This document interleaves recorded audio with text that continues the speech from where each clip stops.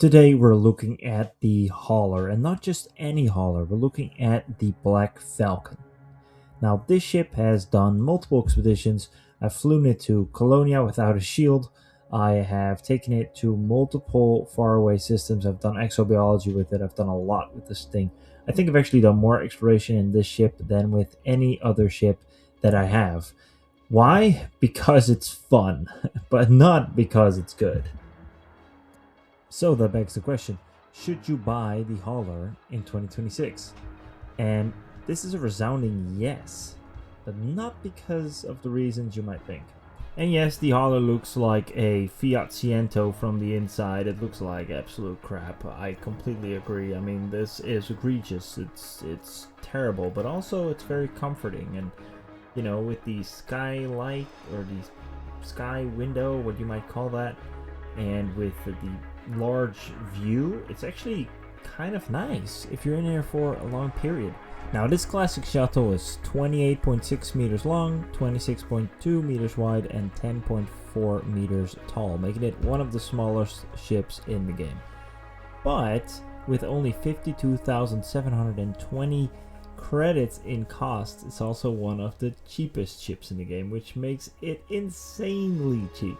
Especially with today's financials, you can get this ship, you can buy the ship right away because you start with 250k, but you can also basically outfit the ship, A-class everything, within 1 hour of trading. Essentially, this thing is ridiculously cheap, and it's so fun to fly.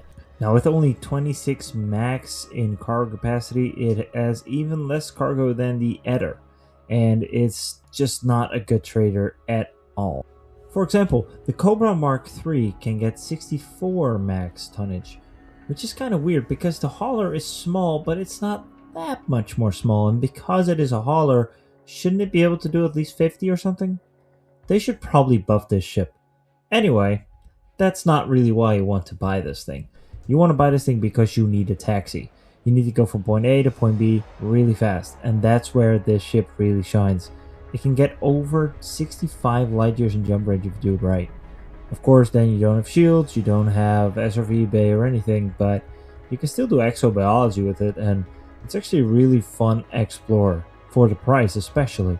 It has a good high top speed, and the jump range is just insane for the amount that this ship costs.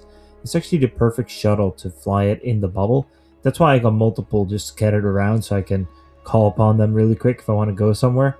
I really enjoy the hauler, and because of that reason I think it's a must-have in anyone's collection. You must have a hauler because it's just an iconic ship. Now, one obvious issue with this ship is that you basically cannot equip a lot of stuff. So right now I have 63.17 light years jump range unladen, which is absolutely wild. 56 of it laden, but then that's also because I have a little bit of cargo space in here. So let's say if I sell this, it'll be 60.8 unladen, which is crazy, right? So this is insane for a small ship. And then we have planetary approach suite. We have a surface scanner, fuel scoop, and a Guardian FSD drive. That's basically our frameshift drive booster, I mean to say. That's why it's so high now. So we got a 3, a 3, a 2, a 1, a 1, a 1, a 1. And in current core internals, we have a whole bunch of things here that give it, that make it pretty low in weight. However, the frameshift drive is 5 and deep charge, so that's why it's so good at jumping. And then we have a clean drive tuning with stripped down as well, although this one is not completely upgraded, so I guess I could even make it better. We also have stripped down on the power plant here, and so this thing is the only thing I guess I could do is make the sensors lightweight, and I think we can push this even further. But 63 light years jump range is pretty crazy already. But I did remove the shield just to make it a little bit crazier, because I do want to have a shield, because I flew to Colonia without a shield, And let me tell you, it's not fun. It really is not fun. It sucks because, you know, one I got damaged halfway because I hit a planet, and then, like, you know, it's like, oh, I can't do anything anymore because, you know, I'm damaged, and it's just not fun. So I would not think that it's a good idea to remove the shields on your hauler if you do this, but still, 58 light years jump range is pretty crazy for a hauler out of all ships, and there's a lot of more benefits that come to this. Of course, we have no utility mounts, and because the ship's so light, you're going to notice that if you put on a heatsink launcher on this, it's going to affect the range by 3 light years. I mean, that's how light this ship is. One heatsink launcher is 3 light years. So if you really want it, you can get it. I usually run nothing on this just to, you know, do that. But obviously, if you're actually using this to explore, you might want to bring a heatsink launcher. There are options to do that. Of course, no weapons, which is logical for that.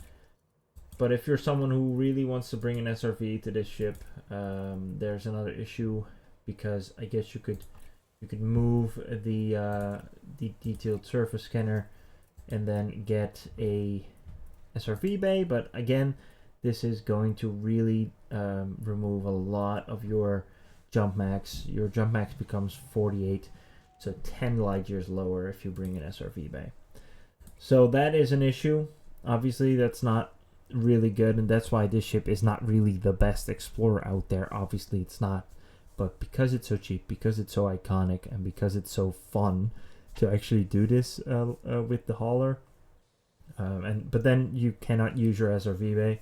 In the olden days, when we didn't have space legs, obviously, then the SRV bay would be a big problem. But now you can go out of your ship and walk around, so it's not that big an issue. You can still do exobiology, for example, in the ship. That's actually what it's really good for, doing some exobiology and all that jazz. Combat in this ship, I would not advise it. There are some crazy people who have actually used it to fight Targoids and stuff like that. So it is possible because it has one hardpoint, but it's not advisable. Yeah, but that is basically the hauler. A fantastic ship. I mean, this thing is wonderful.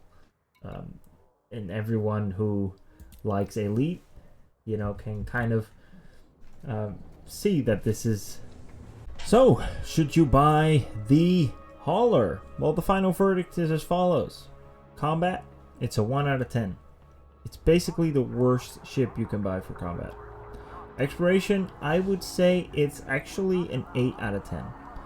It used to be a 9 out of 10, but because with all the other ships, it's just not that good anymore.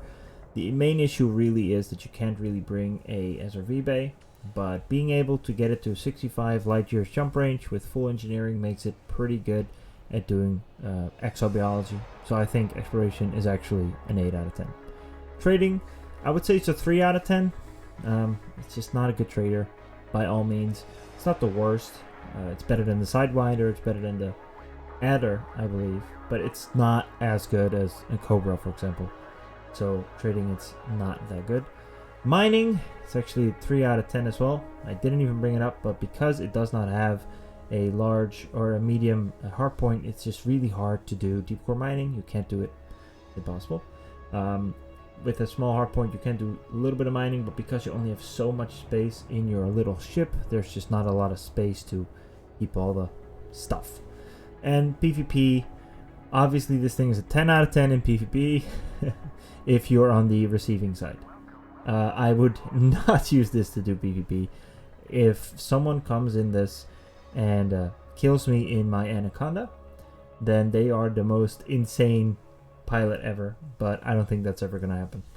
The Hauler is an amazing ship, and I love it, and I think it's one of the most fun ships in the game. But it's not that good. It's just not that good.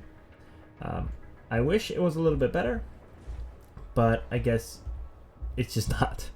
Maybe they'll make a Hauler Mark II in the future, a little bit more hardpoints, maybe one that's actually really good at doing mining. That'd be pretty cool. But just some food for thought. I do love the Hauler. I think it's a very important ship in my layout of ships. I use it very often to fly from system to system if I don't want to spend millions to get my Anaconda somewhere else. So for that, the Hauler is actually a very good ship, and that's why I think it's a pretty good addition to your fleet. So should you buy it?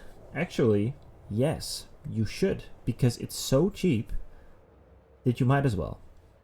Hope you guys enjoyed this review, and new review coming up quite soon. That one will be the Python. I promise you. I just had to get this one out because I really like the Hauler, and no combat footage this time though. However, if you guys want combat footage with the Hauler, let me know in the comments. Perhaps I can make a video on that and make a combat Hauler. Anyway, hope you guys enjoyed. See you guys in black. Cheers.